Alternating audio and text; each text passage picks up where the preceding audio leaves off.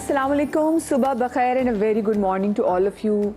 हम लोग ना जो मिडिल क्लास लोग होते हैं ना, हमारी एक ही ख्वाहिश होती है कि भाई हम अच्छी जगह पे रहते हों, हम सिक्योर जगह पे रहते हों, हमारे बच्चे अच्छे स्कूल्स में या अच्छी यूनिवर्सिटीज़ अच्छे कॉलेजेस में पढ़ें ताकि हमारे बच्चों का फ्यूचर सिक्योर हो जाए।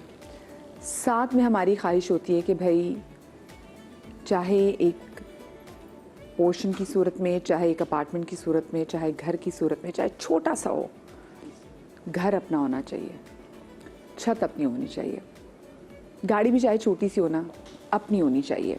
और जो मिडिल क्लास है वो ज़िंदगी भर अपने इसी एक एम, इसी एक ख्वाब को पूरा करने के लिए काम करती रहती है।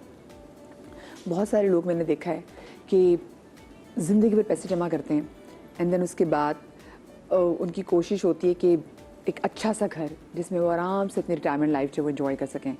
और ड्यूरिंग द मैंने देखा है कि सर्विस वो इतने पैसे तो नहीं बना पाते कि वो घर ले सके, लेकिन वो क्या करते हैं कि वो पैसे जमा करके दूर दराज की किसी सोसाइटी में प्लॉट्स ख़रीद लेते हैं और उनको होता है कि जब यहाँ की वैल्यू बढ़ेगी तो ये हम बेचेंगे और उसके बाद फिर हम जहाँ भी मुनासिब लगा वहाँ पे हम पैसे इन्वेस्ट करके थोड़ी सी और अपनी सेविंग्स इन्वेस्ट करके वहाँ पे घर बना लेंगे। कुछ लोग बड़े लकी होते हैं, उनको कोई अच्छा बंदा मिल जाता है, कोई ऐसा अच्छा मौसम मिल जाता है जो उनको हेल्प करता है, बताता है कि अच्छा जी ये एरिया अच्छा, आप यहाँ पे इन्वेस्ट कर दें और आपको आगे मिल भी जाएगा। तो छोटे मोटे वो घर जो भी अपना अफोर्ड कर सकते हैं ले लेते हैं। कुछ लोग जो हैं जिनके आसपास ऐसे बहुत सारे लोग मौजूद होते हैं जिनको पता ही नहीं होता कि उनको धोखा दे रहे हैं। लोग अपनी जमा पूंजी किसी ऐसे प्लॉट पे लगा देते हैं या ऐसी किसी घर पे लगा देते हैं जो सही मानों में उन तक ट्रांसफ़र नहीं होता, होगा भी कैसे, क्योंकि वो फ्रॉड की होती है। बहुत सारे लोग आपने सोशल मीडिया पे भी देखते होंगे कि कोई ऐसा ज़मीन का टुकड़ा ख़रीद लेते हैं जिसके पता चलता है कि असल कागजात भी उनके पास नहीं आते और उसका ओनर तो असल में कोई और है। तो ऐसे नौसरबाज भी बहुत आपके आसपास मंडला रहे होते हैं जिनसे आपने बचना होता है। क्योंकि देखें, हमने अपने घरों में भी ये देखा हुआ है कि चाहे वो कमेटियाँ डाल के, चाहे वो सेविंग करके, सब औरतों का ख्वाब पहले ये होता है कि अपनी छत होनी चाहिए, बाकी बाद में देखा जाएगा।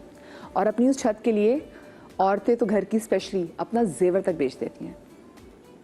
तो सोचें, एक वो घर जिसके इतने अरमान हो, अगर उसको ख़रीदते हुए आपके साथ कोई प्रॉब्लम हो जाए तो आज का मेरा टॉपिक भी यही है कि प्रॉपर्टी को ख़रीदते हुए और बेचते हुए, भाई बहुत सी जगहों पे ऐसा होता है कि आपने घर लिया होता है, आपको होता है चलो भाई जमा पूंजी के पैसे आपने इन्वेस्ट किया है, अपार्टमेंट लिया, घर लिया और उसके बाद आपने कहा मैं इसको किराए पे चढ़ा देती हूँ, ये चढ़ा देता हूँ, इससे जो अमाउंट आएगी उससे मैं अपने महीने का खर्चा चलाता रहूँगा। उस पर कब्जा हो जाता है। जो अब जिनको आपने रेंट पे दिया होता है वो बाहर ही नहीं जाते, निकलते ही नहीं है, उल्टा वो आप पे कोई ना कोई केस ठोक देते हैं। तो भाई ये बहुत कॉम्प्लिकेशंस हैं। मैं चाहूँगी कि आज इस कॉम्प्लिकेशंस पे बात की जाए। आप लोगों का कोई मसला है प्रॉपर्टी के हवाले से, बाइंग और सेलिंग के हवाले से, तो आप लोग हमें कॉल कर सकते हैं। मेरे साथ यहाँ पे सीनियर जो एडवोकेट्स हैं वो भी मौजूद हैं, वो आपकी हेल्प भी कर सकते हैं और साथ में कुछ केसेस भी मेरे साथ मौजूद होंगे। जी जनाब, तो मेरे साथ शो में आप लोगों की और मेरी भी रहनुमाई के लिए मौजूद हैं सीनियर एडवोकेट आसमा जावेद साहिबा मौजूद हैं, मैं रुखसाना सियाल साहिबा मौजूद हैं, ये भी farmer assistant attorney general of Pakistan Indian high court रह चुकी हैं। हमारे साथ मौजूद है जनाब सादिल शाह साहब जो कि रियल इस्टेट इन्वेस्टमेंट एजेंट भी हैं और साथ में हमारे साथ मौजूद हैं साइमा हाशिम जो कि लाइफ कोच हैं। मैं आप तमाम लोगों को अपने शो में खुश आमदीद कहती हूँ। और सबसे पहले तो वैसे मैं सवाल ही पूछना चाहती हूँ कि अगर आप प्रॉपर्टी ख़रीदना चाहते हैं असमा, तो आपको प्रॉपर्टी ख़रीदते हुए या जब आप प्लान करें किन किन चीज़ों को जहन में रखना चाहिए?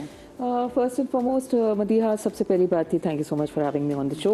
दूसरी बात ये कि from the knowledge that I have gained over years of practice, मैंने देखा है कि पहली बात ये जल्दबाजी ना करें। दूसरी बात सबसे बेसिक ये देखिए कि अगर कोई हाउसिंग सोसाइटी क्या उसका एनओसी हुआ हुआ है, अप्रूवल है फ्रॉम द अथॉरिटीज़ जो कि एडमिनिस्ट्रेटिव हैं उस इलाके की, एनओसी है कि नहीं है, आया कि उसकी लीज के राइट्स हैं कि नहीं है, यानी कि बगैर लीज की भी ज़मीन बेची जा रही है कराची में। अच्छा, वहीं पे वैसे माथा आपका खटक जाना चाहिए कि अगर आप नहीं लेना चाह रहे हो, जैसे किसी सिर्फ इट्स नॉट हाउसिंग सोसाइटी, अगर किसी कोई अपार्टमेंट भी लेना चाह रहे हो किसी बिल्डिंग में, वो कहते हैं इसकी लीज का इशू है, आप फंस जाएंगे। और दूसरी बात ये कि एनओसी अगर आपका बिल्डिंग कंट्रोल अथॉरिटी की तरफ से या कोई भी एडमिनिस्ट्रेटिव बॉडी जो कि उस एरिया की तमाम मामलात को देख रही है, जैसे अगर हम डीएचए और क्लिफ्टन की तरफ आ जाएं तो कैंटोनमेंट बोर्ड क्लिफ्टन और डीएचए वहाँ से उनको एनओसीज और अप्रूवल्स मिले हुए हैं कि नहीं मिले हुए, ये बहुत इंपॉर्टेंट चीज़ है। क्योंकि अगर उसके लीज राइट्स ही नहीं है तो फिर आपकी तो कोई कैपेसिटी नहीं है एज एन ओनर। क्योंकि अगर आप फ्लैट भी खरीद रहे हैं तो ज़मीन के एक छोटे से हिस्से के आप मालिक बन रहे होते हैं, अगर लीज होल्ड राइट्स हैं। नहीं है तो फिर आपका ऑब्वियसली कोई लीगल स्टेटस ही नहीं है। और वो बिल्डिंग एक्चुअली अभी आपने बल्कि इस्लामाबाद में भी देखा कॉन्स्टिट्यूशन एवेन्यू वाला मामला के कितने सारे लोग हैं जो कि उनको रातों रात वहाँ से हटाया गया है अनफॉर्चुनेटली। हम अगर कराची की बात करें नस्ला tower, नस्ला tower again, so again यहाँ पे भी मसला यही था नस्ला टावर में कि ज़मीन का कुछ हिस्सा जो था वो गैर कानूनी ऑक्यूपाइड था। बाकी सारी बिल्डिंग सही हिस्से पे बनी हुई थी, लेकिन कुछ हिस्सा चूंकि गैर कानूनी था तो फिर पूरी बिल्डिंग उसके अताब में आ गई। वो फिर उसके बाद जज साहब ने ये डिसाइड किया कि पूरी बिल्डिंग को गिराना बहुत ज़रूरी है।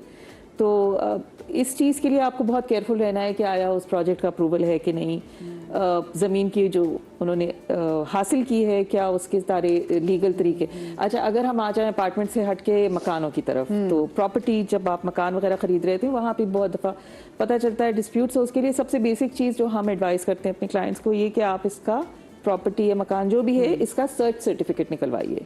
सर्च सर्टिफिकेट एक होता है कि ये प्लॉट या मकान जब से बना है तो ये किस किस के नाम पे ट्रांसफर हुआ है। सिटी कोर्ट में ही हमारे पास सर्च सर्टिफिकेट जो रजिस्ट्रार ऑफिसेज होते हैं उनके पास 8 साल तक के होते हैं। फिर सेंट्रल रिकॉर्ड जो है आपका वो डिस्ट्रिक्ट कोर्ट या सिटी कोर्ट के अंदर ही है। सो सर्च सर्टिफिकेट आपको पूरा रिकॉर्ड देता है कि जब से ये प्रॉपर्टी बनी है उस वक्त से किस किस के नाम पे ट्रांसफर हुई है। कि जो कि रजिस्ट्रार के पास जब भी कोई ट्रांजैक्शन होगा और वो अपने रिकॉर्ड्स में रिकॉर्ड ऑफ राइट्स के अंदर कोई भी चीज़ एंट्री करेगा तो वो इंदराज जो है वो सर्च सर्टिफिकेट में आ जाता है। सो वो बहुत इंपॉर्टेंट है। अच्छा, अल्लाह ना करे खुदा ना खास्ता बहुत सारी प्रॉपर्टीज़ में डिस्प्यूट होता है और डिस्ट्रेस सेलिंग हो रही है या कुछ लीगल एयर्स के मसले हैं और कोई एक बेचने की कोशिश कर रहा है, उसने बेच दी है, तो वो सारी चीज़ें भी आपको पता चलेंगी उन्हीं एडमिनिस्ट्रेटिव बॉडीज से, जैसे कि आपका डीएचए का दफ्तर हो गया, सीबीसी का दफ्तर हो गया, यानी क्लिफ्टन कैंटोनमेंट बोर्ड या कोई भी कैंटोनमेंट बोर्ड जिसमें प्रॉपर्टी है। इसके अलावा रजिस्ट्रार के पास उसका अगर कोई इंजंक्शन या कोई स्टे उस पर हुआ हुआ है, उनके पास भी वो पूरा रिकॉर्ड अपडेटेड होता है। कोर्ट की तरफ से ऑर्डर्स आए हुए होते हैं कि ये प्रॉपर्टी का ट्रांजैक्शन नहीं हो सकता, no third party interest can be created. So इन चीज़ों पे मोहतात रही। लेकिन जैसे आपने बात की ना, पहली जो सबसे पहले आपने बात की होती है कि जल्दबाजी ना करें। लेकिन हम देखा है जितने भी लोग होते हैं उनको कहीं ना कहीं आसपास के जो लोग प्रॉपर्टी, मैंने प्रॉपर्टी एजेंट्स को देखा है, स्टेट एजेंट को कहती हैं भाई बहुत अच्छा अपार्टमेंट मिल रहा है, आपने लेना है अभी ले लें मैडम, ये आगे महंगा हो रहा है, फिर इसके ऑलरेडी बहुत ज़्यादा है। तो ऐसी चीज़ों से वैसे कैसे बचना चाहिए कि जी जल्दबाजी में ना पड़े हम? बिल्कुल, बहुत ही वैलिड पॉइंट है। सबसे पहले thank you so much for having me on the show again. Thing is that कि ये चीज़ें तो आपको खुद ही इवैल्यूएट करनी है कि कौन सी सिचुएशन है, कहाँ पे आपको रश करना है, कहाँ पे आपको रश नहीं करना। ड्यू डिलिजेंस आपने खुद भी करनी है। सब चीज़ें एजेंट पे नहीं छोड़ देनी है कि एजेंट ही सारी चीज़ें वेरीफाई करे। आपने भी बहुत सारी चीज़ें वेरीफाई करनी है। आपने जो पोटेंशियल टेनेंट है उसके CNICs, वैलिड CNICs हासिल करने। मोस्ट ऑफ द केसेस में हम लोग CNIC भी एक्सपायर हासिल कर लेते हैं, राइट। जो रिन्यूअल के टाइम पे बहुत सारे चैलेंजेस जो एप्लीकेंट है तो उसको फेस करने पड़ते हैं। माइट भी उसका CNIC ब्लॉक्ड हो, राइट। तो ये भी इश्यूज होते हैं। हम उसका बैकग्राउंड चेक नहीं करते हैं, राइट, कि वो कहाँ काम कर रहा है, जिस एम्प्लॉय के साथ काम कर रहा है वहाँ पे क्या रिलेशनशिप है, किस माइंडसेट के हैं, और अगर कोई बिजनेस ओनर हैं तो बिजनेस कहाँ पे कर रहे हैं, किस कैपेसिटी में कर रहे हैं, अपने फेलो बिजनेस मैन के साथ उनके क्या ताल्लुकात हैं, ये सारे चेक्स हम लोग नहीं कंप्लीट करते हैं। फर्दर जो कि मोस्ट इम्पॉर्टेंट है कि लोकल रेगुलेशन के हिसाब से हम अपने सारे टेनेंट्स को लोकल पुलिस स्टेशन से वेरीफाइड नहीं करवाते हैं, जो कि बहुत ही ज़रूरी है कि आपके टेनेंट का बैकग्राउंड चेक होना लाजमी है as per law local police station से जहाँ पे आपकी प्रॉपर्टी मौजूद है। तो दिलशाद साहब, उसमें ये चीज़ भी होती है, मैंने चीज़ नोट की है कि अक्सर हाँ हमारे चाहे अपने घर में डोमेस्टिक हेल्प रखनी हो, चाहे जैसे आपने टेनेंट की वजह की बात की, तो लोगों को होता है कि भाई हम पुलिस स्टेशन जाने से कतराएं, ताकि ना, क्योंकि हम वैसे लगता है कि हम वैसे नाम वेरिफिकेशन के लिए तो हमें लगता है कि जो मामला हमारे खटाई में पड़ जाएंगे। और अगर कोई बहुत अच्छी ऑफर कर रहा हो तो हमें होता है कि ऐसा ना हो कि अगर हम पुलिस स्टेशन जाएँ, वेरिफिकेशन कराएं तो ये इतनी अच्छी डील हमारे हाथ से निकल जाए। तो ये भी मैंने बहुत से लोगों को देखा है कि इस वजह से लोग कतराते हैं। बिल्कुल वैलिड पॉइंट है, बट अब ऐसा नहीं है। चीज़ें बहुत हद तक चेंज हो चुकी हैं, माइंडसेट चेंज हो रहा है। इवन पुलिस स्टेशंस में भी फौरी तौर पे आपको फैसिलिटेट किया जाता है। आपको एटलीस्ट वहाँ पे जाना है, आपको अपना वेरिफिकेशन लेटर हासिल करना है। एटलीस्ट जो आपका टेनेंट है उसकी वेरिफिकेशन हो सके, पुलिस रिकॉर्ड अगर कोई उसके अगेंस्ट है तो वो आपके सामने आ सके, ताकि आप उस डील से रिफ्रेन हो सके, आप रोक सकते हैं फोटो को। क्योंकि ऐसे जो भी पोटेंशियल टेनेंट्स होते हैं वो अपने आप को बड़ा एक तरह से फैब्रिकेट करके पोर्ट्रे कर रहे होते हैं कि हमें बहुत रश, हमें जल्दी है, हमें जाना है, या हमें प्रीवियस जो हमारे लैंडलॉर्ड है वहाँ से एविक्शन नोटिस मिला हुआ है, हमें 1 दिन में करना है, 2 दिन में। बट ऐसे में अगर आप रिस्क ले लेते हैं due to some financial bounties, तो वो आप फिर गलत करते हैं। आपको ड्यू डिलिजेंस लाजमी करनी है एनी केस। अच्छा, आप मैडम आप क्या देखती हैं कि यूजुअली जब लोगों की प्रॉपर्टी के डिस्प्यूट्स होते हैं, स्पेशली बाइंग सेलिंग में जब प्रॉब्लम होती है, तो लोग फंसते कहाँ पे हैं और किस वजह से फंस जाते हैं ज़्यादा? वो एक्चुअली इसलिए फंसते हैं कि उनको पता नहीं होता, जो सेल कर रहा होता है उसको एटलीस्ट जो है ना हर चीज़ का उसको नॉलेज होनी चाहिए कि ये जो प्रॉपर्टी खरीद कर रहा है वो सही है या नहीं सही है। वो जाके यही जो मैडम ने कहा कि पहले सर्च करवाए, चेक करे कि वो ठीक कागजात सही है या नहीं सही है। मगर उमूमन जो है ना लोग नहीं करते, क्योंकि उनको शॉर्ट ऑफ नॉलेज वो नहीं कर पाते। वो बेचारे वो आ जाते। अभी भी रिसेंटली जो है ना एक केस इसी तरह हुआ है कि ये यहाँ पे जो सचल सरमस, ये बिलावल जो प्लॉट्स हैं वहाँ पे, वो मेरे एक क्लाइंट ने जो है सचल सरमस में, अच्छा, वहाँ पे उन्होंने ले लिया प्लॉट। उसके कोई कागजात भी नहीं, तो वो तो सोसाइटी से जो रजिस्टर्ड नहीं है, तो उसके तो पैसे जाहिर है वो एक मतलब कागजात नहीं थे और अगले ने इन्वेस्ट भी कर दिया उस पर। हाँ, और उन्होंने अपनी मतलब नॉलेज ही उनके पास नहीं थी। और मैंने उन्हें कहा कि फर्स्ट ऑफ ऑल आपको जो चेक करना चाहिए कि ये जो सोसाइटी है ये रजिस्टर्ड है या नहीं है। इस तरह के भी लोग हैं जो मतलब बोगस ये करके और लोगों को जो ना पैसे बटोरते हैं। तो लोगों को इसी प्लेटफॉर्म के जरिए हमें बताना चाहिए कि एटलीस्ट वो देखें कि ये जो समझो बिल्डर्स हैं या सोसाइटीज़ हैं ये रजिस्टर्ड हैं या ये आगे लीज है या नहीं है, या आगे हमारा पैसा है। क्योंकि देखिए ज़ाहिर है लोग जो पैसे कमाते हैं बहुत ही मुश्किल से, आजकल आपको पता है कि कैसा दौर चल रहा है, तो सबसे पहले वो ये चीज़ें चेक करें और उसके बाद जो है कोई भी प्रॉपर्टी खरीदनी हो तो खरीद करें।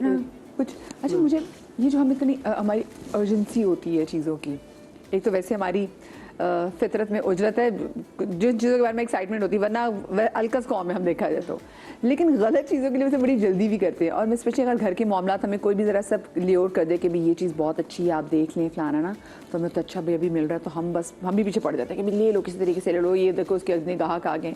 ये हमारी ये क्या नेचर है हमारी कि हम एकदम बिल्कुल ब्लाइंड हो जाते हैं? इसमें कुछ फैक्टर्स हैं, आपके पर्सनालिटी ट्रेट्स ऐसे होते हैं और आपके लाइफ एक्सपीरियंसेस होते हैं। एक चीज़ तो अर्जेंसी होती है, कई लोगों की फितरत में ये चीज़ होती है, मिजाज में होती है। आपने देखा होगा कि हर चीज़ को उनको जल्दी पड़ी है, ये काम जल्दी कर लो, नेक्स्ट कुछ है नहीं करने के लिए, मगर ये जल्दी कर लो, ये जल्दी कर लो, उसके बाद इसको तो उससे तो करके फारिग होना। एग्जैक्टली, ठीक है। फिर वो अपने आप को रिलैक्स फील करते हैं कि ओह चलो ये हो गया, ठीक है। अच्छा, यहाँ पे भी यही है कि एक चीज़ अच्छी नज़र आई, ऑब्वियसली जो इंसान फ्रॉड कर रहा है, जिसने डॉक्यूमेंट्स में फ्रॉडरी करनी है आपके साथ, तो उसने आपको कुछ डिस्प्ले ऐसा करना है चीज़ कि आप उससे इम्प्रेस हो, आपके लिए अट्रैक्शन हो उसमें। तो लोग इन चीज़ों को भी देखकर घर है बहुत अच्छा है। एंड ऑल्सो जो इंसान डील कर रहा होता है ना, वो ज़रा बड़ा प्रेजेंटेबल होता है, उसकी लैंग्वेज बहुत ज़्यादा अच्छी होती है, वो ऐसे वर्ड्स बोलता है, ऐसी बातें करता है, इस तरीके से वो अपनायत जाहिर कर रहा होता है। छोटी छोटी बातें करेगा, कोई बच्चा है साथ, उसकी तारीफ कर दी, फैमिली में कितने मेम्बर्स है, ओ यस हाँ ये तो होता है, बहुत ज़बरदस्त, कमाल प्रोफेशन। अच्छा, जो सामने वाली पार्टी है ना, वहाँ पे जो लोग बहुत ज़्यादा विजिलेंट होते हैं या जो स्ट्रीट स्मार्ट होते हैं, जिनका एक्सपोजर होता है दुनिया की तरफ, उनको समझ में आता है कि वाई इतना ओवर फ्रेंडली बिहेवियर क्यों है। लेकिन एट द सेम टाइम कई लोगों को बहुत ज्यादा अट्रैक्ट कर रहा होता है। बहुत अच्छे लोग हैं, अल्लाह लोग इतनी प्यार से बात करते हैं। एग्जैक्टली, इतनी अपनायत हमें तो नजर ही नहीं आती। अच्छा, यहाँ पे भी कहाँ मिलते हैं आजकल के ज़माने में? एग्जैक्टली, अब यहाँ पे भी देखें अपनायत की बहुत कमी है ना दुनिया में। तो द मोमेंट आपको अपनाइए, चाहे वर्ड्स में नजर आइए, एक्शंस का तो सोचना नहीं ना, वर्ड्स में नजर आइए, ओ यस बेहतरीन एज इट इज, जैसे इसने कहा है वैसा ही है, तो हम फौरन से ये काम कर लें। और फिर वहाँ ये भी हो जाता है, लोग ये भी कहते हैं, मैंने देखा है, मेरे पास भी कई क्लाइंट्स आते हैं तो अपनी स्टोरीज बताते हैं, वो ये भी कहते हैं कि हमारा ताल्लुक सिर्फ ये डील तक नहीं है, हमारा ताल्लुक लंबा चलेगा, आप मुझे बहुत अच्छे इंसान लगे हैं, यू नो, हमारा ताल्लुक बहुत अच्छा। तो वो एक जो बॉन्ड बना लेते हैं ना बातों के थ्रू, उसमें भी दूसरा इंसान आ जाता है। ये बात होती है बिल्कुल सही की। और बाकी हमारे यहाँ मुझे लगता है पूरे ना आपको देख के स्टडी कर लेते हैं कि इसकी जिंदगी में किस किस चीज की कमी है, ठीक है, अगर इसको सच्चे प्यार की कमी है नहीं, एक्चुअली बड़े प्यार जिसको ल्योर करके बातें में किसको सच्चे प्यार की कमी नहीं है? अच्छा, और कौन तारीफ सुनना नहीं चाहते? तारीफ तो अल्लाह को पसंद है, हम तो इंसान हैं। तो अब आप कोई भी आपको मिले, this is one of the basic marketing gimmicks also, कि जी वो सबसे पहले आपकी तारीफ करेंगे, फिर आपको वो रियलाइज कराएंगे कि आपकी लाइफ में एग्जैक्टली इस चीज की कमी है। यानी मैं आपकी फैमिली से मिलके बहुत इंस्पायर हुई हूँ, you know, I rarely come across somebody जो कि इतनी अच्छी फैमिली हो, और आप लोग बहुत अच्छे लोग हैं। और देखिए क्योंकि आपके बच्चे हैं ना, तो आपको ये वाली जगह जरा सूट करती है, आप अकेली खातून है, भाई और काम मैं पे किसी जाएंगे, और जी, को जी। देती तो इतने में देती, आपके लिए ना मेरा दिल करता है कि मैं घर वाली बात करूं। क्योंकि आपको देख के मुझे लगा ही नहीं कि मैं किसी बिल्कुल family client वाली से बात डील है, कर रहा बिल्कुल, exactly। ये वो आपको जो बातें बता रहे हैं ना, तो अगर आपसे कोई बातें ऐसी करी ना, आप अलर्ट हो जाएं, फौरन अलर्ट नहीं हो जाएं, आपने कहा करेंगे। नहीं ये This इस is a red flag, this is actually a red flag। हाँ, it is actually a red flag. और ये सिर्फ प्रॉपर्टी की बाइंग और सेलिंग में नहीं, आपसे अगर रिश्ता कोई नया बनाते हुए भी कोई ऐसी बातें करना, समझ जाए कि ये मुझे बना रहे तो हैं। देखिए, एक पॉइंट ऐड करना चाहूंगी, एक चीज और होती है, कुछ लोगों को ना क्वेश्चन करने की आदत नहीं होती है, उनको सप्रेस किया जाता है फैमिली में बचपन से, तो उनको लगता है कि क्वेश्चन करेंगे तो क्वेश्चन करने से बात बिगड़ जाएगी, रिश्ते करते हुए भी क्वेश्चन नहीं करते, सेम ये डील करते हुए भी क्वेश्चन नहीं करते, नहीं ज्यादा सवाल ना करो, बुरा लग जाएगा, डील खराब हो जाएगी। तो वो सवाल नहीं करेंगे तो उनको जवाब देने का मौका कैसे मिलेगा, पता कैसे चलेगा कि है क्या अंदर में। बात बिल्कुल सही की आपने। आपको चैट करनी थी? जी बिल्कुल करना चाहिए। एक्चुअली जाहिर है जब एक डील हो रही है तो उनकी जो जेहन में पहले तो वर्कआउट करें घर में बैठ के कि क्या क्या मुझे क्वेश्चन उनसे करने हैं, तो उनको पता चल जाएगा कि ये बंदा जो सामने जो कह रहा है वो सही कह रहा है या गलत कह रहा है। क्योंकि मीन टाइम जब वो कुछ भी एक बात मतलब हो रही होती है तो उस वक्त समझ में नहीं आता, तो उससे पहले आप वर्कआउट करें, पूरा वर्कआउट करने के बाद वो फिर एग्री करें जो भी करना हो प्रॉपर्टी के हिसाब से। इसमें वैसे ज़्यादातर आप किन को देखते हैं कि कौन लोग ज़्यादा झांसे में आ जाते हैं? ख़वातीन ज़रा आती हैं, बंदे ज़रा झांसे में आते हैं, ज़्यादा उम्र के अफराद ज़रा झांसे में आते हैं, रिटायर्ड लोग ज़रा झांसे में आ जाते हैं, या जो यंग लोग जो एंटरप्रेन्योर्स उनको हम अभी से कुछ ज़मीन लेके रख लें, कौन लोग ज़रा झांसे में? एक्चुअली इसमें तो खैर मैं किसी एक को नहीं कहूँगी, कोई भी किसी के साथ भी धोखा हो सकता है, और अल्लाह ताला हम सबको अपने ज़मान में रखे कि किसी के साथ भी इतना अनफॉर्चुनेट कुछ ना हो। प्रैक्टिकल स्ट्रीट स्मार्ट लोग जो होते हैं उन्हें मालूम होता है कि लोगों के साथ डील किस तरह करना है। कुछ लोगों को अल्लाह ने ये भी दिया हुआ होता है कि मुशावरत करो, तो वो 2-4 लोगों से मशवरा कर लेते हैं। मुझे बहुत सारे क्लाइंट्स एज अ फ्रेंड लेके जाते हैं। अब मैं अपने काले कोट और शलवार कमीज वाइट वाले में नहीं होती हूँ, मैं उस वक्त नॉर्मल कपड़ों में होंगी, and I will be pretending कि मैं उनकी पुरानी दोस्त हूँ, एंड यू नो साथ साथ आए हैं।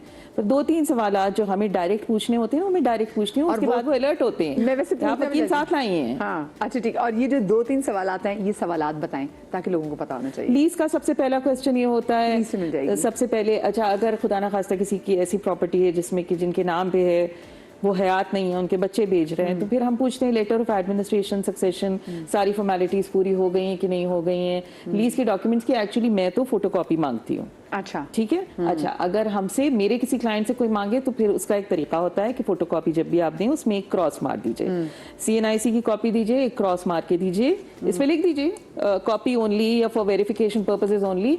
वो तमाम डॉक्यूमेंट्स लेके आप जा सकते हैं। तमाम जो भी आपके एडमिनिस्ट्रेटिव या जो भी मैनेजिंग बॉडीज हैं उन एरियाज की, उनसे आप वेरीफाई करवाइए, और आपको तमाम जो आपकी बॉडीज इस तरह की जैसे DHA है, कैंटोनमेंट बोर्ड है, चाहे कोई भी कैंटोनमेंट यहाँ पे बोर्ड तो हो, आपको ये सब आपको fraud हेल्प होने से आउट आप करते हैं कि भाई आपको पता चल जाएगा कि इसका रिकॉर्ड अच्छा, क्या है। मुझे ब्रेक लेनी है। जब ब्रेक से वापस आएंगे ना, जो बाकी जो 2 चीजें हैं ना, जो सवाल वो जरूर पूछेंगे, क्योंकि भाई बड़ा जरूरी है। अपनी हक हलाल की कमाई, जिंदगी भर की जमा पूंजी आप जो किसी जगह इन्वेस्ट करें, तो आपका होमवर्क अच्छा होना चाहिए। ब्रेक के बाद बात करते हैं।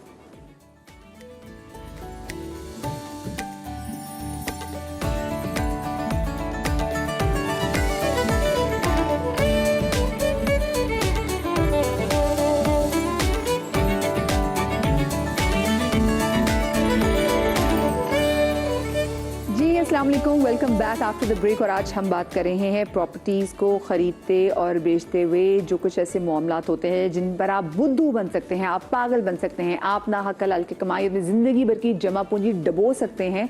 उससे आपने बचना कैसे? तो ब्रेक पर जाने से पहले मैंने 3 ऐसे सवाल जो कि आपको लाजमी करने चाहिए, वो मैं साथ साथ आपसे भी पूछूंगी, लेकिन आप उसका जवाब दीजिए। पहले तो आपने बोला कि पेपर वर्क पूरा आप चेक कीजिए। पेपर वर्क दूसरी चेक बात कीजिए, है हाँ। कि आप ये देख लीजिए कि जो बेचने वाला है आया उसके पास अथॉरिटी है कि वो बेच सके। अगर वो जैसे फर्ज करें वालिद साहब के नाम घर था, हाँ, उनकी तो डेथ होगी, अब आया- पीछे 4-5 बच्चे रह गए। हाँ, तो अब क्या उसका पता लेटर चले ऑफ हर बच्चे ने एडमिनिस्ट्रेशन डिफरेंट बंदे से हाँ नहीं, एक्चुअली उसका वही चेक करना होता है कि who is the authorize person. Okay. Letter of administration किसके पास है, आया उनका सक्सेशन हुआ हुआ है कि नहीं है, ये हवा में ही सौदा हो रहा है। तीसरी बात है कि अगर कोई प्रॉपर्टी पावर ऑफ अटर्नी में, प्लीज पावर ऑफ अटर्नी आप वेरीफाई कराएं। If it is a registered document की पावर ऑफ अटर्नी रजिस्टर करवाई गई है तब तो वो वैलिड डॉक्यूमेंट है, लेकिन खाली कागज के ऊपर कोई मुख्तारनामा या authority letter has no value at all.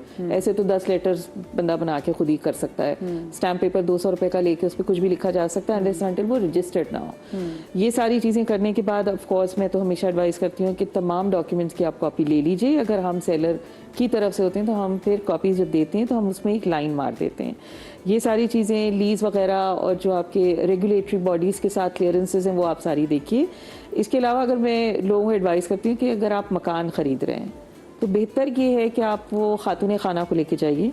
10 चीज़ें जो है ना वो खुद क्वेश्चंस ऐसे कर रही होती हैं, उनकी नज़र में आ रहे होते हैं कि जो चीज़ें शायद मर्दों की ऑब्जर्वेशन में नहीं आ रही होती कि पर्सपेक्टिव हर किसी का अलग होता है। मर्द ने एक डील क्लोज करनी है, उसके सर पे एक बस ये है रिस्पॉन्सिबिलिटी कि मैंने उसको, हाँ। रैप अप करना है, मुझे बच्चों के लिए, बीवी के लिए एक छत चाहिए। और इसमें खवातीन जाएंगी, वो जाएंगी कैबिनेट्स खोलेंगी, किचन Exactly, देखेंगी, सीपेज का साथ वो देखेंगी, अच्छा Seepage अलमारियां है। खोल करके देखेंगी, हाँ। लकड़ी को टक टक करके चेक करेंगी कि लकड़ी कौन सी आया उस है, इलाके में पानी आता है, पानी जी। की क्या सिचुएशन है, नल खोलेंगी, जी। सब चीजें देखेंगी, सारी हाँ। चीजें। फिर वो ये भी असेस कर रही होती है यहाँ काम कितना करवाना है, because at the end of the day रहना तो खातून ने, बिल्कुल, हाँ। और लाख जो है मर्द साथ में हो। अपनी बेगमात को साथ लेके जाइए, टेप है, बिल्कुल। बेगमात, अम्मी, बहन लेके जाए जी, इनको घर की साथ, हाँ। खवातीन को जरूर लेके जाइए। फिर उसके अंदर आप ये देखिए कि अगर कोई आपके लिए डिस्ट्रेस सेलिंग की बात कर रहा है ना कि मैंने फॉरेन बेच के कनाडा या ऑस्ट्रेलिया चले जाना है, ये थोड़ा सा एक रेड फ्लैग होता है कि वाई दिस रश, जल्दी इतनी क्या है। क्योंकि फिर वहाँ वो जो जल्दबाजी वाली डील हो रही होती है उसमें कोई ऐसी चीज़ होती है जो कि वो आपसे छुपाना चाह रहे होते हैं, और अगर आपको टाइम मिल गया सोचने का तो फिर शायद आप उसको रिकंसिडर करें कि शायद इसमें आपको नहीं पढ़ना है। अच्छा, यूजुअली वैसे वाकई ऐसा होता है जी।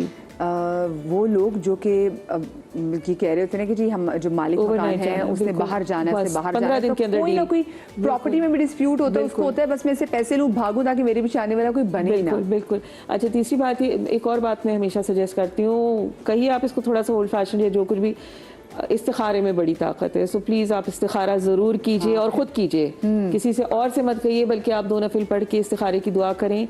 अगर वो आपके हक में बेहतर है तो वो वर्केबल हो जाएगा, अगर नहीं है तो आपको खुद ही आपका दिल किसी और Intuitions आ तरफ- जाएंगी। आपको खुद ही।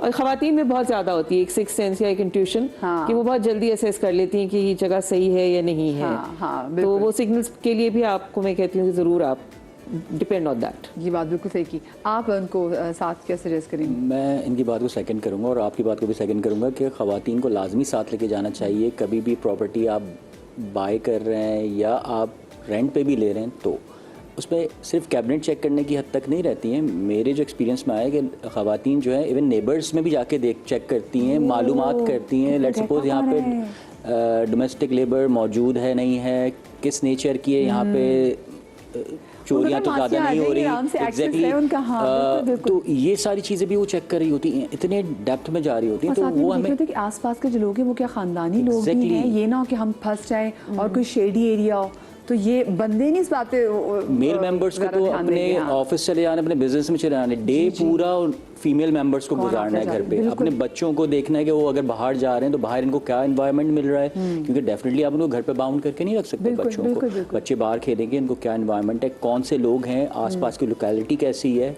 कोई ऐसे चैलेंजेस तो नहीं है जो बच्चों को ब्रॉट अप करने में उनके साथ कुछ इश्यूज पेश आ सकते हैं। क्योंकि बहुत सारे हमारे अब जो आउटर स्कर्ट्स ऑफ कराची हैं वो ऐसे हो गए हैं जो जहाँ पे ये चीज़ें बहुत ज़्यादा पैनिक क्रिएट कर रही हैं सोसाइटी के अंदर, और पेरेंट्स को जो है आगे जाके काफ़ी ज़्यादा हार्डशिप्स आ रही होती हैं कि वो किसी अट्रैक्शन में या फाइनेंशियल बेनिफिट में ऐसी सोसाइटीज़ में इन्वेस्ट कर देते हैं, मगर बाद में वो अपने डिसीजन पे रिग्रेट कर रहे होते हैं कि हमने ये सारी चीज़ें नहीं देखी, और जब वो उसको सेल करने जा रहे होते हैं तो उनको बायर्स नहीं मिल रहे होते हैं, क्योंकि बायर्स आर वाइज, लोग उनसे वाइज होते हैं, वो देख रहे होते हैं कि इस सोसाइटी में तो ये इशूज़ हैं या इस लोकेलिटी में ये इशूज़ हैं जो उन्होंने पहले नहीं देखे। तो सेकंड बात भी बिल्कुल राइट है कि जो अर्जेंट डील्स होती है, जहाँ पे अर्जेंसी क्रिएट की जा रही होती है, जल्दी तो का काम शैतान का काम, वो जी बिल्कुल डेलिबरेटली की जा रही होती है, ताकि आप उन माइन्यूट डिटेल्स में नहीं जा सकें। आप बस फाइनेंशियल बाउंटी पे आपको वो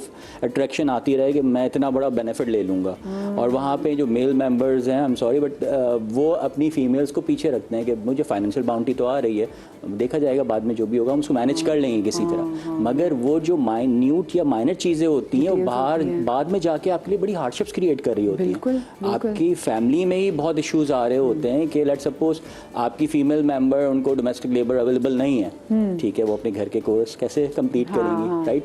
तो अब मर्द हजरात तो बाहर चले गए, ठीक है, अब डेफिनेटली ये हार्डशिप्स तो जो हेड ऑफ द हाउस है उनको कंप्लीट करनी है, उनको पूरी करनी है। हाँ, वो देखिए कि भाई कौन सी सोसाइटी में घर है, यहाँ तो कि मासी भी नहीं आ सकती, तो मैं मतलब कि मैं कैसे करूँगी। फिर वो ये भी देखेगी अच्छा भी पीछे से सही है, पीछे एरियाज हैं कि नहीं है, उसका इलाका कैसा है, नेबर्स में कौन रह रहा है, सिक्योरिटी वाइज भी वो देखेंगी कि मैंने अकेले रहना तो उसके अंदर खौफ होगा। हाँ बिल्कुल। इवन ये भी देखती हैं फीमेल मेंबर्स के नियरेस्ट मार्केट कौन सी है, एक्सेसिबल है नहीं है, कम्यूट कैसे करेंगे हम, डोमेस्टिक जो आपकी ट्रांसपोर्ट है वो अवेलेबल है नहीं है। यहाँ पे लेट्स सपोज कुछ फैमिलीज होती है middle class, lower middle class, उनके पास अपनी ट्रांसपोर्ट नहीं होती है, तो वो जो पब्लिक ट्रांसपोर्ट है उस पर रिलाई कर रहे होते हैं। पब्लिक ट्रांसपोर्ट अवेलेबल है, बच्चे स्कूल भी जाएंगे, कॉलेज जाएंगे, ऑफिस जाएंगे, तो कम्यूट कैसे करेंगे? तो मेल मेंबर्स फाइनेंशियल बेनिफिट्स को देख रहे होते हैं, मगर वो इन चीज़ों को नहीं देखते, तो वो सारे एस्पेक्ट्स हमारी खवातीन पूरे कर रही होती हैं। अच्छा, वैसे मैं थोड़े से टॉपिक से ज़रा हट की बात होगी, लेकिन मैं यहाँ पे जब स्कूटीज़ वगैरह देखती हूँ और जब वो बंदे चला रहे हैं तो मुझे बहुत होता है कि भाई खवातीन के लिए स्कूटीज़ नहीं, मेरे ख्याल से अपने घरों की माँ बहनों को भी इतना खुद मुख्तार करें, गाड़ियाँ तो आप अफोर्ड नहीं कर सकते, बट ये स्कूटीज़ अफोर्ड कर सकते हैं। लाहौर में तो हम देखते हैं, वो जब आपने कम्यूट की बात की ना, वाकई मैंने देखा है बहुत सारी खवातीन अपना करियर परस्यू नहीं कर सकती, अपनी तालीम जो उनको पता है जी घर बहुत दूर है, यूनिवर्सिटी नहीं है जा सकते, तो बेचारी घर में ही रह जाती हैं। सो उनको आप इतना इंडिपेंडेंट ज़रूर बनाएं कि वो जो स्कूटीज़ वगैरह की बात में, यहाँ पे स्कूटीज़ बंदे लेके मेरे से पिंक कलर की स्कूटी देखी हजरत चला रहे थे, मैंने कहा बेटियों के नाम पे ले लेते हैं स्कूटीज़ जाके और उसके बाद चला खुद रहे होते, तो उनसे कहें बेटा आप चलाएं। अच्छा, मुझे ये बताएं कि अक्सर लोग, वो लोग जो कि मुल्क से बाहर रहते हैं और वो लोग यहाँ पे कोई लंबी इन्वेस्टमेंट करना चाहते हैं, उनको भाई हम एक लेके रख लेते हैं और फिर हम इसके लीज देते रहेंगे, हम इसका इंस्टॉलमेंट देते रहेंगे, उनको प्रॉपर्टी ख़रीदते हुए कैसी जगह का इंतखाब करना चाहिए? बाहर जो बाहर रहते वो लोग जो बाहर रहते हैं, सिर्फ होता है ना कि हम पाकिस्तान में चलो कि पैसे इन्वेस्ट कर देते ओवरसीज, एग्जैक्टली, तो वो फिर उनको प्रॉपर्टी खरीदते हुए किन चीज़ों का ख्याल रखना चाहिए? उनको ये देखना चाहिए कि ये प्रॉपर्टी है जो रजिस्टर्ड है या नहीं है। जैसे सोसाइटीज़ हैं, बहुत फेमस सोसाइटीज़ हैं, अक्सर आजकल जो मैं देख रही हूँ ओवरसीज बहुत पाकिस्तान में आ रहे हैं, ये वॉर के बाद बहुत प्रॉपर्टी बढ़ गई है, तो उनकी जो है चॉइस ज़्यादातर बहरा टाउन हुए, क्योंकि मेरे अपने हैं रिलेटिव, उन्होंने उसको ज़्यादा प्रेफर किया है, फेज़ 8 को बहुत प्रेफर कर रहे हैं, तो वो उस जगह पे पैसा लगाना चाह रहे हैं जहाँ पे उनको पता है, श्योर हो कि ये हम पे जो पैसा मैं लगा रहा हूँ तो वो कहीं जाए ना। अच्छा, आपने चीज़ नोट किया, हमारे ये भी होता है कि ये जो सोसाइटीज़ वाले होते हैं ये बड़े तेज़ होते हैं, ये बड़े बड़े स्टार्स को उठाते हैं और उसके बाद वो उन पे इन्वेस्ट करते हैं। जब वो आके कह रहे थे कि जी प्लॉट इतना ज़बरदस्त है, फिर लोग कहते हैं वो भी प्लॉट ज़बरदस्त होगा, उसके बाद पता चलता स्टार्स को भी पेमेंट नहीं होती उसके एड्स की। एक छोटी सी ब्रेक ले रही थी, ब्रेक के बाद वापस आते कहीं मजा आएगा।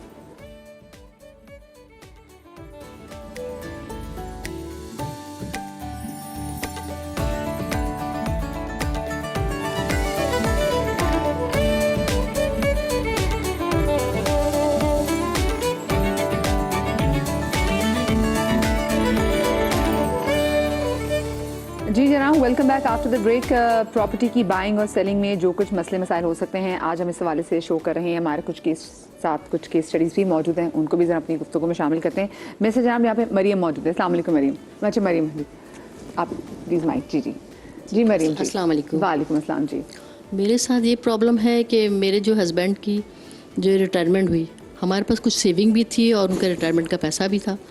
तो मैंने इसका जिक्र जो है अपने बेटे से और बहू से किया। मैंने कहा देखें अब ये है कि हमें कुछ ऐसा करना चाहिए, कुछ प्रॉपर्टी लेके डाल देनी चाहिए। तो मेरी बहू ने मुझे मशवरा दिया कि आप ऐसा करें, मेरे जो भाई हैं वो करते हैं प्रॉपर्टी का काम ना, तो आप एक काम करें, वैसे भी कितना फ्रॉड हो रहा है आजकल इन सब चीज़ों में, तो आप ये है कि सेफ भी हो जाएगा और हम फ्रॉड से ही बच जाएंगे। मैंने कहा चलें, देखा भाला बंदा है, तो हमने जो है खैर उनको पैसे दे दिए 2 करोड़ रुपए और उन्होंने हमें प्लाट दिला दिया। हमने वो प्लाट ले लिया। फिर उन्होंने जो है, हमने उनसे कहा कि भाई प्लाट की फाइल तो दे हमें, तो उन्होंने हमें लारे देने शुरू कर दी। आपने 2 करोड़ दे दिए प्लॉट की फाइल लिए बगैर? वो एतबार था ना, बहू थी ना हमारी, बीच में बहू थी। अच्छा, ओके।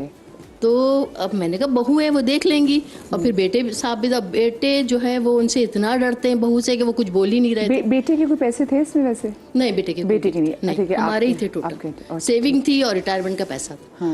अब खैर ये ले लिया। फिर मैंने अपने बेटे से कहा, मैंने कहा बेटा देखो ये तो बहुत ज़्यादा दिन हो गए, अब 1 महीना हो गया है, उन्होंने अब तक हमें फाइल, मम्मा आप खामोश रहें, वो दे देंगी, मैं बात करूँगा।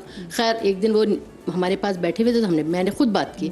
मैंने कहा बेटा देखो 1 महीना हो गया, फाइल अभी तक हमारे पास नहीं आई, तो ये तो ज़ाहिर 2 करोड़ कोई मामूली रकम नहीं होती, और हमारी पूरी जमा पूंजी है, पूरी उम्र भर की कमाई है वो।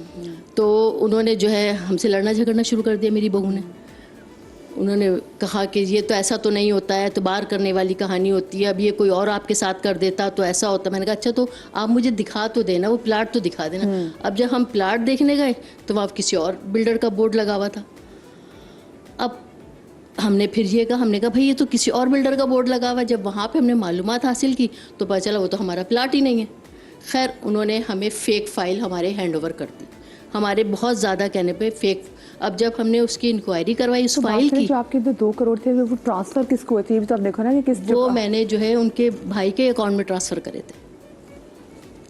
हम भी अंधा एतमाद वाली कहानी होती है ना, बहू जो थी उस पर एतमाद किया। अब वो जो है फिर यानी कि आपके सामने जिसका प्लॉट था वो सामने आया ही नहीं? वो आया ही नहीं हमारे सामने। वो कह रहा है मैं देख रहा हूँ, मैं डील कर रहा हूँ, मैंने देख लिया है, आपको ज़रूरत ही नहीं, आप बस प्लाट देखो। प्लाट भी अच्छा था, अच्छी जगह पे था, तो हमने जो है वो ले लिया। आपने जाके देखा था पहले प्लॉट? हाँ दिखाया उन्होंने। अच्छा दिखाया था, हमें दिखाया। जब दूसरी दफ़ा जब हम गए तो वो फेक बिल्डर्स का बोर्ड लगा हुआ था। अब जो है फिर हम लोग परेशान हुए। हम दायरे 2 करोड़ कोई मामूली रकम नहीं है। हमने फिर जो है बहू से कहा, हमने फिर वो उसने मेरे बेटे से लड़ना झगड़ना शुरू कर दिया।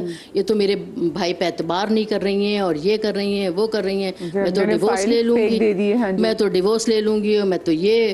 तो फिर मैंने कहा कि अच्छा अभी कुछ दिन रुक जाओ। बेटे ने कहा मम्मा आप कुछ दिन रुक जाइए, मैं बात करता हूँ।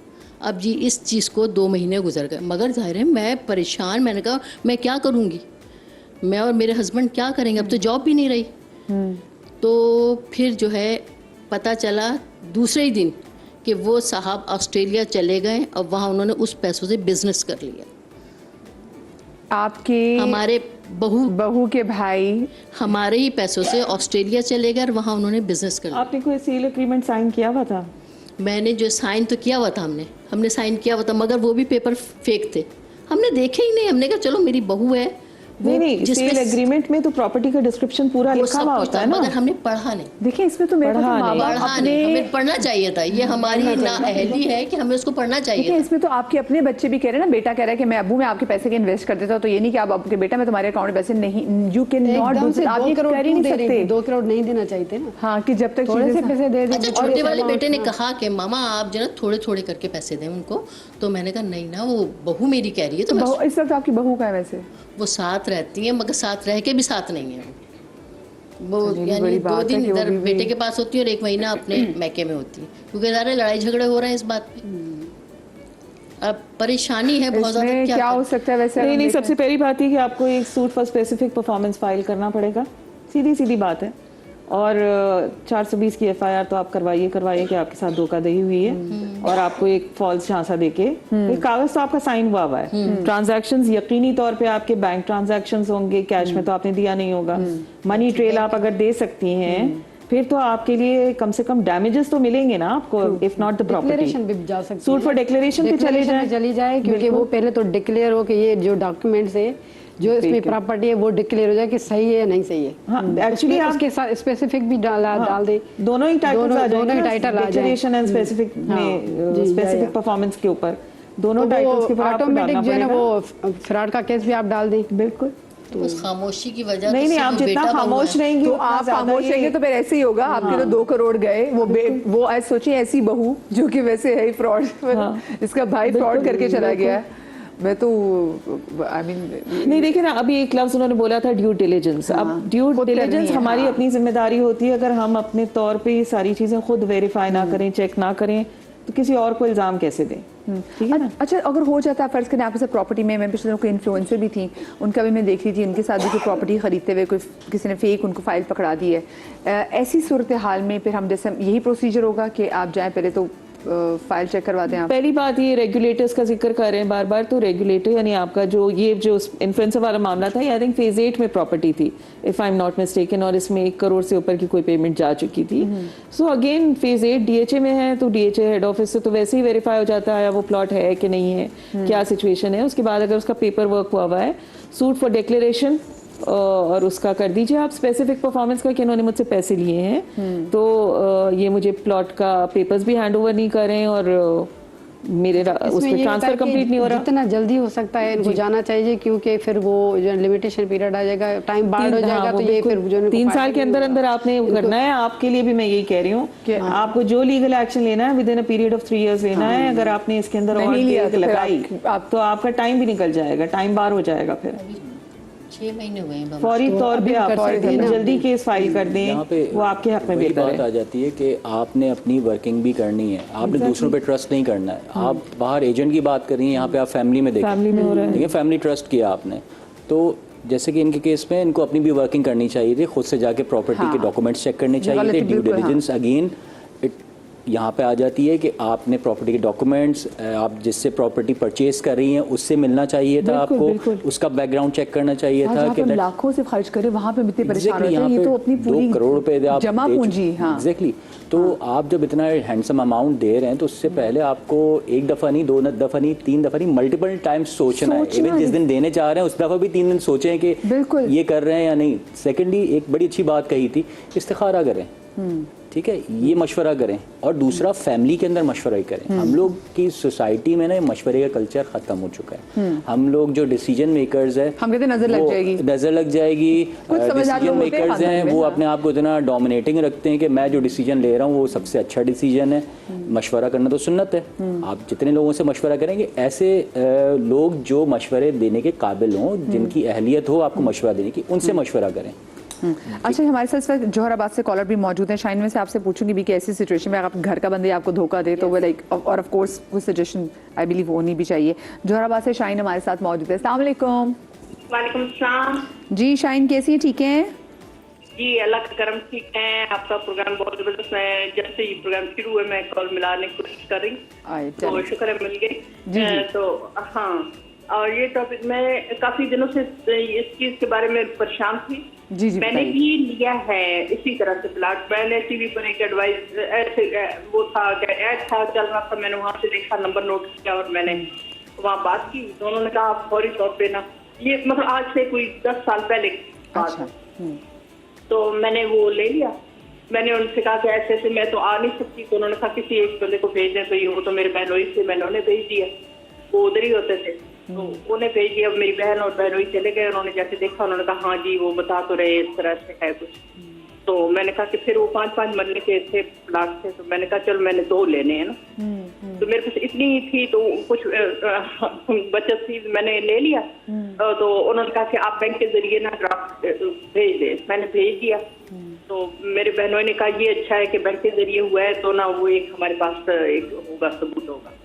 मैंने इन्हें भाई से कहा भी कि मैंने कहा जाके जगह देखें और ये कर वो कर। तो उनके पास टाइम की कमी या कुछ ऐसे, और उन जिस तरह आप बता रहे हैं ना बिल्कुल इस तरह उन्होंने बहुत अच्छे तरीके से ने डील किया और तारीफें और ये वो, ये आप बहुत अच्छा काम कर रहे हैं और ये इस तरह बातें करके ना मनवा लिया उनको। तो इन्होंने और फिर साथ ही कह दिया कि 2 प्लाट और भी सामने हैं बिल्कुल ऑपोजिट आपके, तो वो भी आप अगर ले लें तो आपका बड़ा अच्छा हो जाएगा।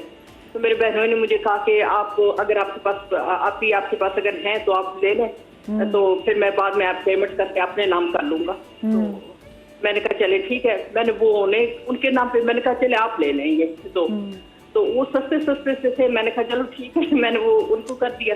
तो फिर उन्होंने कहा कि जी एक शॉप का भी है ना उसी स्कीम में, तो वो भी ले ले। मैंने वो भी ले लिया। तो जब वो इतनी तारीफें कर रहे थे और बार बार कह रहे थे बहुत अच्छा काम है, ये है वो है, तो हमने कर दिया। वो इसके बाद मैंने कहा फाइल वगैरह, तो उनका हाँ जी मैंने कलेक्ट कर लिया सारा कुछ ना। तो वो लेकर आ गए और ये वो मेरे उनसे फिर मुलाकात काफी कोई 3 साल 4 साल बाद बहनोई से हुई। तो मैंने कहा कि हाँ दिखाएं मुझे। तो उन्होंने मुझे लाके ना कॉपियां दी हैं उसकी ना, जो फोटोस्टेट कॉपी, कहते असल मेरे पास रहने दो क्योंकि मैंने आना जाना, तो और आप ना ये रख ले अपने पास। तो मैंने रख लिया। वो फिर इसके बाद वो चले गए। फिर उन्होंने कहा कि फाइल बनवानी है अभी तक आपकी ना, तो उसके आपको इकट्ठे पैसे देने होंगे थोड़े। मैंने कहा चले कर लूंगी। वो चलता रहा। कुछ अर्से बाद मैंने कहा जाए पता करें, अगर वो बढ़ गए हैं उसके तो 3 साल 4 साल ऊपर हो गए, अगर बढ़ गए तो हम वही सेल कर देते हैं ना उसको एज इट इज दोबारा, क्योंकि मैंने तो बनाना तो कुछ नहीं था वहाँ पर, तो मैंने तो ये बिजनेस के तौर पर लिया। हाँ, तो मैंने कहा ऐसे कर, वो नहीं किया।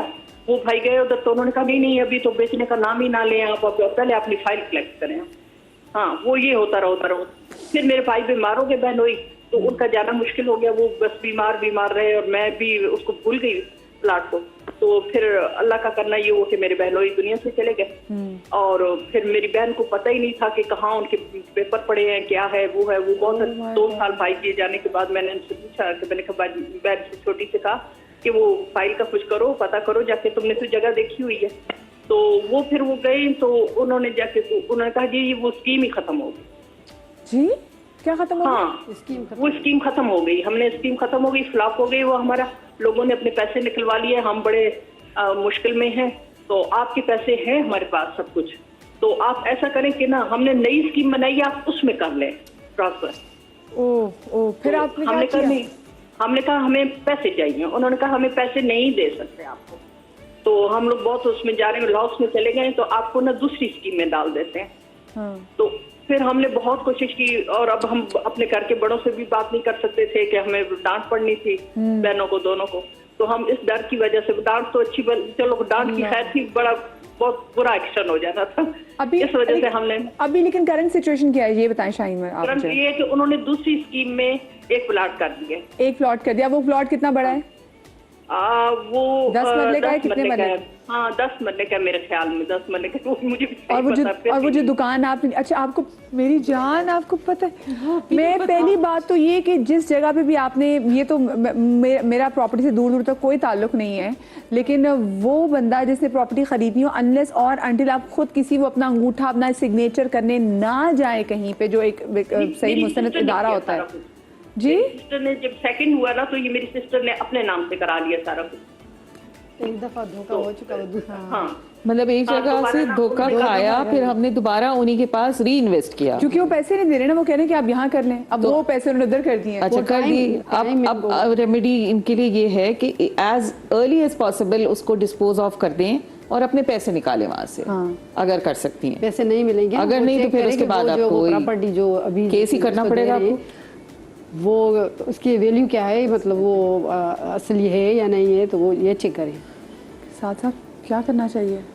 इसमें यही है कि आप एक ट्रैप से निकल के दूसरे ट्रैप में चले गए। ठीक है, जो एडवोकेट साहब हैं मजबूर है, बिल्कुल सही वाकई कह रही आपको हैं। बोले, आप क्या कर सकते हैं? आप यहाँ पे जब आपने एक फैसला ले लिया, वो आपको अंदाज़ा हो गया वो गलत हुआ, आपने गलत प्रोजेक्ट में इन्वेस्ट कर दिया, वो खुद ही कह रहे हैं फ्लॉप हो गया। तो एक जब फ्लॉप है, उनका बैकग्राउंड ऑलरेडी आपको पता चल गया है, तो सेकंड सक्सेस कैसे हो सकता है? ठीक है, वो आपको एक ट्रैप में से निकाल के दूसरे ट्रैप में डाल रहे हैं। ठीक है, तो आपने क्या करना है, यहाँ पे बड़े रिस्क से बेहतर है छोटा रिस्क लेके आप एग्जिट कर जाएं। शी इज़ वेरी राइट, आप उसको फौरी तौर पे डिस्पोज ऑफ करें। अगर आपको 60-70% भी उसमें अपना रिकवरी हो रही है, इट्स विन विन सिचुएशन। आपको एटलीस्ट 60-70%, 0% रिकवरी से बेहतर है 60%। क्योंकि शाहीन ऑलरेडी आपने पहले 5-5 मरले के प्लॉट लिए, फिर आपने सामने उसके प्लॉट लिए, फिर आपने दुकान भी ली। तो इट्स बेटर कि जितनी जल्दी हो सकती खुदा करे अपना पैसा निकालें। और देखिए इंसान की वाकई ज़िंदगी का पता नहीं होता, अपनी कोई चीज़ खरीदे ना तो खुद आपको होना बड़ा ज़रूरी है। अच्छा हिना हमारे साथ दूसरा केस भी मौजूद है। जी अस्सलाम वालेकुम हिना। वालेकुम सलाम। जी बताइए हिना। जी मैंने ना तकरीबन 8 साल पहले की बात है, मैंने ना एक फ़्लैट ख़रीदा, छोटा सा फ्लैट था वो। तो 20 लाख रुपए का तकरीबन। मैंने ना अपनी कज़न के हस्बैंड के थ्रू ख़रीदा था वो ना। उन्होंने हमें डॉक्यूमेंट्स सारे कंप्लीट दिए और ओरिजिनल दिए, लेकिन जो लीज का पेपर था ना वो उन्होंने हमें सिर्फ फोटोकॉपी दी, ओरिजिनल नहीं दी। तो उन्होंने कहा कि जी मिल जाएंगे आपको ना, क्या कहते हैं, हम कुछ टाइम बाद आपको दे देंगे, अभी लाना भूल गए, मैं शायद उन्होंने बहाने किए। अब उसके बाद कंटिन्यू हम उनसे कह रहे हैं कि भाई पेमेंट भी फॉलो हो गई, सब कुछ हो गया, अब आप हमें लीज़ के पेपर दें तो हम इसको ट्रांसफ़र करवाएं, क्योंकि लीज़ का पेपर होगा तो वो मेरे नाम पे ट्रांसफ़र होगा। तो वो बहाने किए जाएं। जब हमें समझ में आ गई 6-8 महीने के अंदर कि इनकी कोई ना कोई गेम है, ये नहीं देना चाह रहे, तो फिर मैंने उनसे केस वगैरह उन पे किया।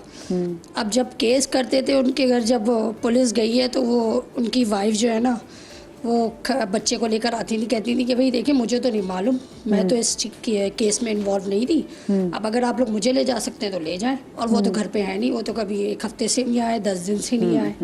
ये सब चीज़ें चलती रही। फिर एक दफ़ा हमने ये किया कि किसी के मशवरे पे हमने वहाँ पे ताला तोड़ के ना उस फ्लैट पे हम लोग चले गए कि 2-4 दिनों के लिए हमने रुक। तो वहाँ पे तकरीबन 10 के करीब जो है ना गुंडे बदमाश टाइप के लड़के आए। उन्होंने कहा फ़ौरन खाली करो वरना हम इस पे जो है ना आपका सामान समेत आपको बाहर कर देंगे, क्योंकि आपके पास कोई लीगल वो नहीं है। मुझे बताएं, और कितना टाइम लगा था आपको इसमें सारा जो पुलिस की कार्रवाई वगैरह में? तकरीबन 2 साल तो लगे कि हम ये करते रहे, वेट करते रहे। क्योंकि आपको याद है हुमैरा असगर केस में तो उसमें पता चला कि वो कितने ऐसे बात, अगर वो भी कुछ चीज़ों मुझे लगता है अगर थोड़ा सा टाइम जल्दी हो जाता तो हुमैरा की भी जल्दी पता चल जाता। वो भी इतना टाइम लगा केस की, जब पुलिस गई अंदर तो तब पता चला कि अंदर वो 6 मंथ्स ऑलमोस्ट। तो आप देखें कि ये कितनी क्रूशल सिचुएशन होती है। तो अभी करंट क्या सिचुएशन है यहाँ पे? अब ये कि तकरीबन 6 साल हो गए केस को, ना वो हमारे हाथ आ रहे हैं, मतलब ना हमें फ्लैट मिल सका और पैसे भी हमारे चले गए।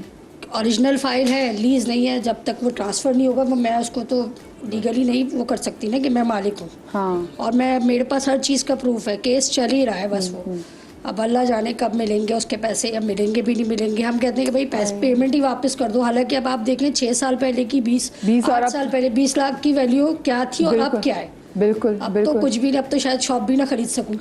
बिल्कुल। तो पैसे भी नहीं मिल रहे और वो भी नहीं है। और है भी वो रिलेटिव्स के बहुत ज़्यादा मुँह नहीं कर सकते, सब कहते हैं छोड़ो थोड़ा सब्र कर। मैंने कहा भाई सब्र करना है।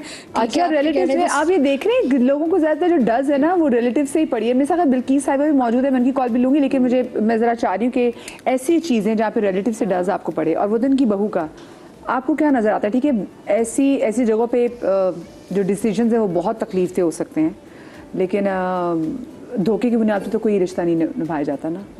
अच्छा, जो फैमिली में फ्रॉड होता है ना, there is that sense of entitlement उस इंसान में जो फ्रॉड कर रहा होता है।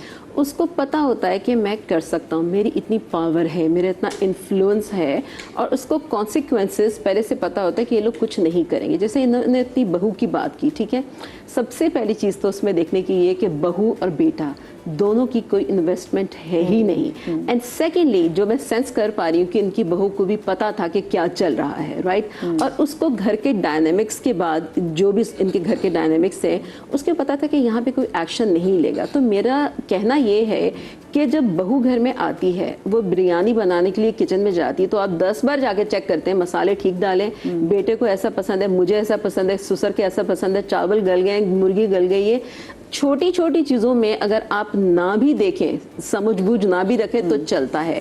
लेकिन जब आपकी इन्वेस्टमेंट है, पूरी ज़िंदगी की इन्वेस्टमेंट है, आपकी जमा पूंजी है, मेहनत की कमाई है, तो आपको सामने आकर खुद रिस्पॉन्सिबिलिटी लेनी होगी। क्योंकि फैमिली में अक्सर यही होता है कि चलो अब हम क्या कागजी मामला देखें, ये सब लैक ऑफ रिस्पॉन्सिबिलिटी तो है, लेकिन यहाँ पे ये भी है कि इस झंझट में नहीं पड़ना है, तुम कर लो। लेकिन यहाँ पे देखने की चीज़ ये है कि बहू का भाई है। पहले तो मैं सजेस्ट करूंगी कि फैमिलीज में तो ये वाली चीजें अब करें ना, कारोबार लेन देन वो करें। वो कहते हैं ना कि मुझे किसी बड़े ने कहा था कि जहाँ ताल्लुक खराब करना हो ना, वहाँ पैसे का लेन देन कर ले। हाँ, कि दोस्ती भी खराब करनी, पैसे का लेन देन कर ले। हम ऐसे बिल्किस साहिबा मौजूद है। अस्सलाम वालेकुम जी।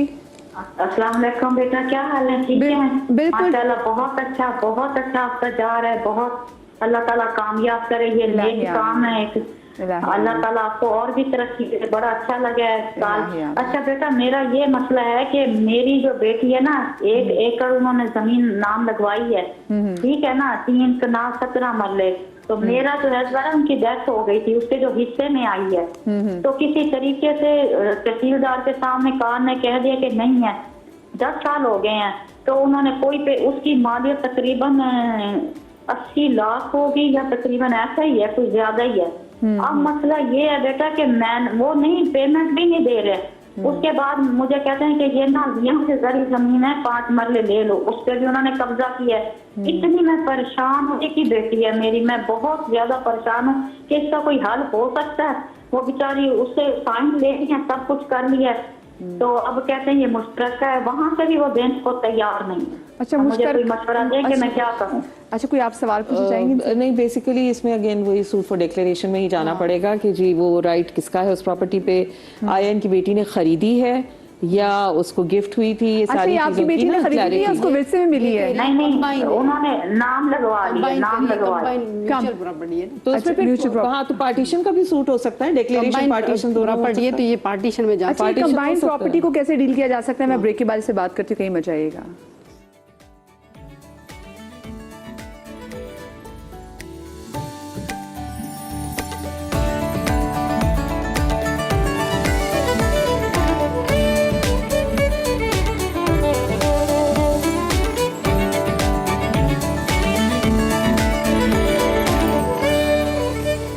जी जनाब, welcome back after the break. और ब्रेक पर जाने से पहले बिल्किस खातून हमारे साथ मौजूद थी और अपनी बेटी की प्रॉपर्टी के हवाले से, जो कि अगर किसी की कंबाइंड हो, फर्ज करें अगर जायदाद में किसी का शेयर हो तो, और लड़कियों को तो हम स्पेशली देखते हैं कि उनको हम साइड लाइन ही कर देते हैं अगर बेटी हो specially. So what can be done? अगर वो मुश्तरका कोई प्रॉपर्टी है जो कि अगर इनहेरिटेंस राइट के तहत उस बच्ची को मिलनी है, तो she can simply file a suit for partition administration. उसमें उसका जो शरई शेयर है, जो भी उसका शेयर है, टू द एक्सटेंट वहाँ पार्टीशन हो जाएगा। She can actually get her property bifurcated या इंजॉय हर प्रॉपर्टी, उसको डिक्लेयर करके कि ये इसकी प्रॉपर्टी है, इतना इसका रकबा है, मार्क करके, और उसकी पूरी डिमार्केशन होके वो अपना आराम से इस्तेमाल कर सकती है। कोई मसला इसमें नहीं है। दूसरी बात रॉन्ग, क्योंकि अक्सर देखें फ़िक़्ह हनफिया में है कि अगर आपकी बेटी हो सो इन जो सक्सेशन में आपके अगर भाई के बच्चे वाले बहन भाई वो भी आ जाते हैं आपकी प्रॉपर्टी में। एक ये भी इशू जी है। बिल्कुल फ़िक़्ह है। जाफरिया में ऐसा नहीं है कि फ़िक़्ह जाफरिया में आपकी अगर चाहे बेटी भी हो तो बेटी को जी वो अकेली वारिस आपकी हो सकती है। सो अब ऐसी सिचुएशन भी तो हो सकती है। नहीं, इसमें भी देखिए ना, शरिया तो बहुत क्लियर है इसमें। बेटी अगर इकलौती बेटी है, हाफ द प्रॉपर्टी की ओनर होगी। अगर ज्यादा बेटियां हैं, 2 से ज्यादा, तो फिर 2/3 प्रॉपर्टी का उनका शेयर है, and the remaining will go to residuaries, यानी जो भी थोड़े से बाहर निकल के फिर रिश्तेदार हैं। नेक्स्ट, अच्छा, इसमें बच्ची अगर शेयर होल्डर है इस प्रॉपर्टी की, तो पार्टीशन एडमिनिस्ट्रेशन सूट फाइल करके वो अपना शेयर उसमें से अलग कर सकती है। उसमें कोई ममानियत नहीं है। पाकिस्तान में पाकिस्तान पीनल कोड के तहत 498A एक हमारे पास वो है, सेक्शन है, जिसमें कि अगर किसी लड़की का राइटफुल शेयर है उसकी प्रॉपर्टी पे और उसको वहां से शेयर नहीं दिया जा रहा है, फ्रॉड या किसी भी तरीके से थ्रेट किया जा तो रहा है, 5 से 10 साल की सजा है। अच्छा, इस्लामाबाद कैपिटल टेरिटरी में एक बहुत अच्छी चीज हो गई है, ओम्बड्समैन बन गया है, जिसमें खवातीन अपने इनहेरिटेंस के मैटर्स लेके जाती हैं, और अभी वो मॉडल इस्लामाबाद में ही है, अच्छा चल रहा है। तो वी कैन होप कि ये अभी इस्लामाबाद से निकल के सिंध, पंजाब, इन तरफ इन जगहों पे भी आए, तो फिर खातून को एक्चुअली कोर्ट कचहरी नहीं करना है, ओम्बड्स पर्सन के पास जाना है और वहां से उसका मसला खुश असलूबी से हल होगा। इस्लामाबाद में बहुत अच्छा ये काम हुआ है। It's a very successful pattern. हमारे साथ फरजाना जी मौजूद हैं जौहर टाउन से। अस्सलाम वालेकुम जी।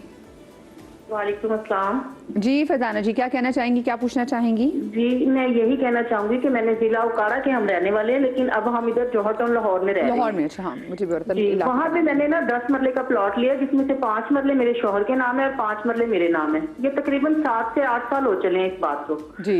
इसकी रजिस्ट्री वगैरह सब कुछ मेरे और मेरे हस्बैंड के नाम पे है, लेकिन वो जिनसे हमने खरीदा है ना, वो हमें कब्जा नहीं करने दे रहे, वो स्टे ले लेते हैं। वो एक सोसाइटी टाइप का गांव में उन्होंने बनाया था जहाँ पे हमने वो प्लॉट लिया, तो वो हमें कब्जा ही नहीं करने दे रहे। वहाँ पे तकरीबन 35 प्लॉट है, जो सबका यही हाल है कि वो कब्जा नहीं करने दे रहे, वो स्टे ले लेते हैं।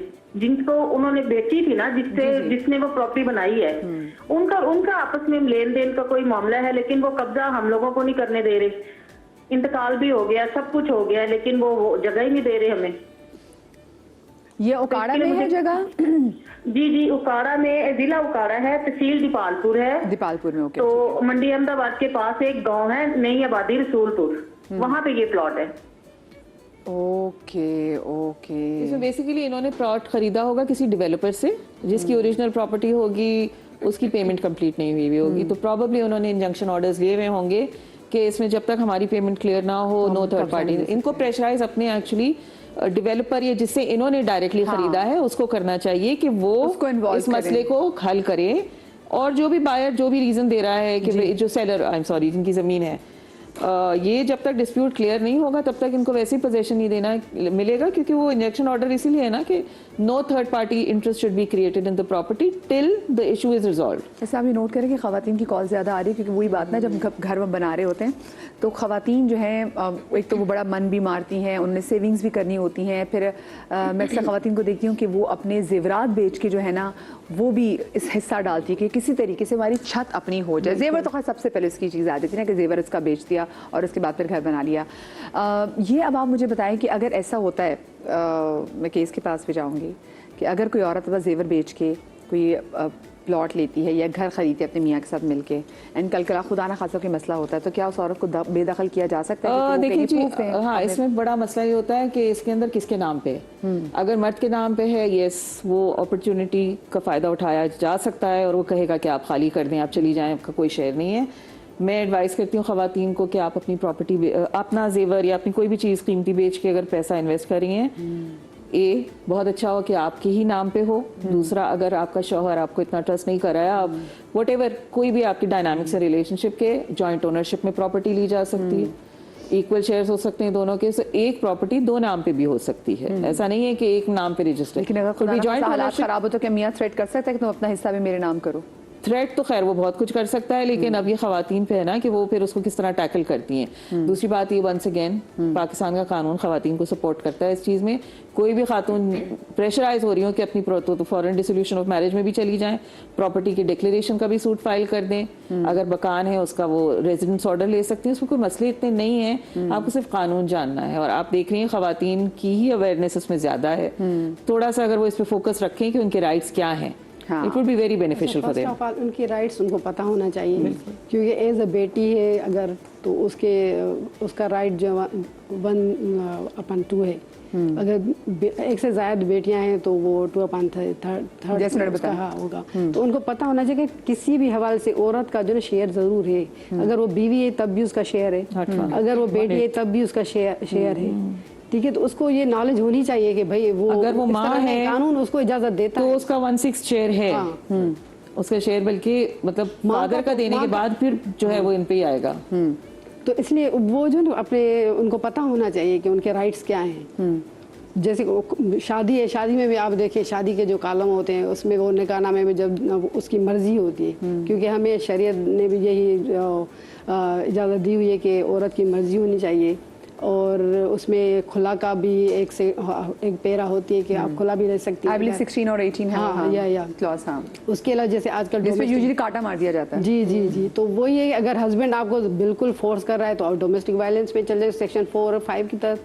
तो काफ़ी चीज़ें लेडीज़ की औरतों के हैं, लोग बड़ा सपोर्ट करता है। अपनी उनको नॉलेज होनी चाहिए, नॉलेज होनी चाहिए। जहाँ पे तो जो देख लें, आजकल नॉर्मल भी होती है, मीडिया का दौर है, चेक करें, खोलें, उसमें सब उनको पता चल जाएगा कि मेरे राइट्स क्या है, मैं क्या कहाँ किस फोरम पे जा सकती हूँ अपने राइट्स के लिए। हाँ, ये अच्छा, ये हमारे साथ एक और केस स्टडी मौजूद है, रज़ा हैदर। अस्सलाम वालेकुम रज़ा भाई। जी वालेकुम। जी रज़ा भाई, आपके साथ क्या मसला हुआ? जी, दरअसल मैंने 2018 के अंदर सुरजानी टाउन से अपना ज़ाती मकान फरोख्त किया, और शहर के बीचों बीच अब्बास टाउन के अंदर मैंने वो नया मकान अपना जो है उसको ख़रीदने की कोशिश की।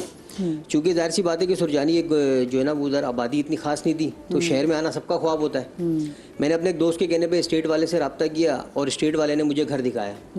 घर जब मैंने देखा तो कामरान साहब उस घर के मालिक थे, उन्होंने मुझे घर का विज़िट कराया। विज़िट कराने के विज़िट करने जब हम गए तो मेरे साथ कोई लेडीज़ नहीं थी, मेरे वालिद साहब मेरे साथ थे।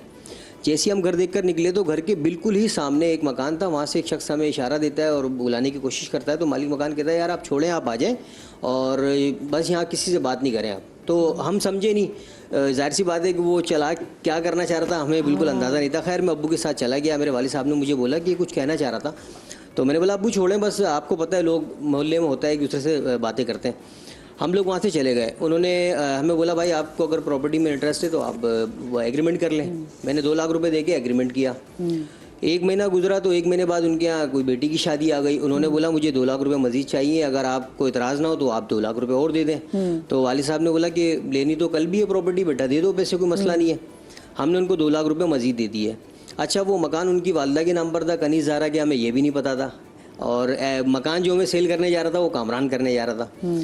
कुछ दिन बाद मैंने अब्बू को बोला अब 2 महीने गुजर गए, आप जाएँ कलर वलर कर रहे हैं, टाइम करीब आ रहा है। तो वालिद साहब मेरे वहाँ कलर करने के लिए गए तो पता चला उसी मकान में जो शख्स हमें आवाज़ देना चाह रहा था, कुछ बात करना चाह रहा था, वहाँ से 2-4 लड़के निकल कर आए। चूँकि मेरे वालिद साहब कलर का काम कर रहे थे, उन्हें अंदाज़ा नहीं था कि मकान वाली की है या कलर वाला है, तो उन्होंने वालिद साहब से बदतमीज़ी की। मुझे फ़ौरन कॉल आई मेरे वालिद की कि आप बेटा यहाँ फ़ौरन पहुँचो, और ये तो कोई झगड़े का प्लॉट हैगा, मकान हैगा, हमने गलत जगह हाथ डाल दिया है। तो मेरे तो पाँव के नीचे से ज़मीन निकल गई। ज़ाहिर सी बात है, मैं अपने मकान में था, मेरे छोटे बच्चे, बेगम, वालिद साहब और बुज़ुर्ग, मैं इनको कहाँ लेके घूमता। मैं बड़ी परेशानी की हालत में वहाँ पहुँचा। अब जब मैं वहाँ पहुँचा तो देखा वहाँ रश लगा हुआ है। वहाँ जाकर ये सारा राज खुला कि भाई ये तो झगड़े का प्लॉट है, ना मैंने कोई वेरिफिकेशन कराई ना कुछ। मैं फटाफट वो फाइल लेकर डीसी ऑफिस पहुँचा तो पता चला कि वहाँ तो इस पर एतराज़ लगा हुआ है। तो उन्होंने बोला ये तो डिस्ट्रीब्यूट है कि प्रॉपर्टी। अब मैं क्या करता, 4 लाख रुपए मेरे वहाँ चले गए, और मैंने बिला आखिर तंग आकर मकान वो बेच चुका हूँ, उसको भी खाली करना है, नई पार्टी आनी है। मैंने बड़ी परेशानी के आलम में अपने सब घर वालों को लिया और ज़बरदस्ती में वहाँ जाकर शिफ्ट हो गया। ज़बरदस्ती शिफ्ट हो गया, मतलब अल्लाह मालिक है। अब अंग आमद तो तंग आमद जंग आमद। हम वहाँ पहुँचे, बड़े मुश्किल हालात थे। वो मैं वहाँ शिफ्ट हुआ, पुलिस आ गई। पुलिस आती है तो वो मकान मालिक की उनके साथ सेटिंग थी, उन्होंने हमारी 2-3 अलमारियाँ उठाई, उसका कोने पे अपना जाती घर था एक और, उसने वहाँ रखवाई। पुलिस से सेटलमेंट हुई, पुलिस चली गई। 1 दिन गुजरे, 2 दिन गुजरे, सामने प्लॉट से लोग बदमाश आ जाएं, कभी मेरे बीवी बच्चों को तड़ियाँ लगाएं, मैं जॉब पर जाऊँ, मुझे फ़ोन आ जाए। एंड ये हुआ मैडम कि बस मेरे पैसे जो थे वो 2018 से आज तक फंसे हुए। और अगर वो शख्स मुझे 5,000 रुपये महीना करके भी देता तो आज 2026 चल रहा है, मेरी ये रकम उतर जाती। और मैं आज इस कंडीशन में हूँ कि अपने मकान से मैं किराए पर आ गया हूँ। और अच्छा, लेकिन आपने इनको सिर्फ 4 लाख ही दिए थे अभी? जी 4 लाख दिए थे, 18.5 लाख रुपए की पेमेंट थी। अच्छा, वो मजीद देनी थी, लेकिन जब ये सारा वाकया हुआ तो हमने पेमेंट रोकी और आज तक हम उसकी मिन्नतें कर रहे हैं। अब तो ना वो हमारी कॉल उठाता है। तो घर खाली कर दिया, आप अभी पोजीशन में हैं? मैडम घर हमने यूँ खाली कर दिया था हमने, तकरीबन 1 हफ्ते के अंदर ही खाली कर दिया था। उसी दौरान बारिश हुई, वो थोड़ा ज़मीन से नीचे था, डिमोलिश मकान था। हमने बोला रहते हुए उसको बना लेंगे। बारिश का पानी सारा घर में आ गया, मेरी सारी चीज़ें काफ़ी ख़राब हो गई वहाँ पे। यहाँ पे मैं सिर्फ बात करूँ क्योंकि कॉन्क्लूड हमें करना जल्दी से, और क्योंकि वक्त बड़ा मुख्तसर है। सब बातें जो लोग आपको बताते रहे, प्लीज़ वेरिफिकेशन खुद ज़रूर करें। अपनी इतनी जमा पूंजी, अपनी इतनी मेहनत की कमाई कहीं इन्वेस्ट कर रहे हो। एक सूट भी लेना तो हम उसका कपड़ा पकड़ के फ़ौरन देखते हैं कि इस काबिल भी है, इससे पैसे हज़ारों खर्च करें तो लाखों करोड़ों की बात है। तो प्लीज़ अपनी मेहनत की कमाई को ज़ाया न दें, वेरिफिकेशन प्रॉपर करें, अपना बहुत ख्याल रखिएगा। शादरी आबादरी अल्लाह पाक आपके घरों की सर की छत सलामत रखे और आपके बच्चों को कभी कोई गम ना दिखाए।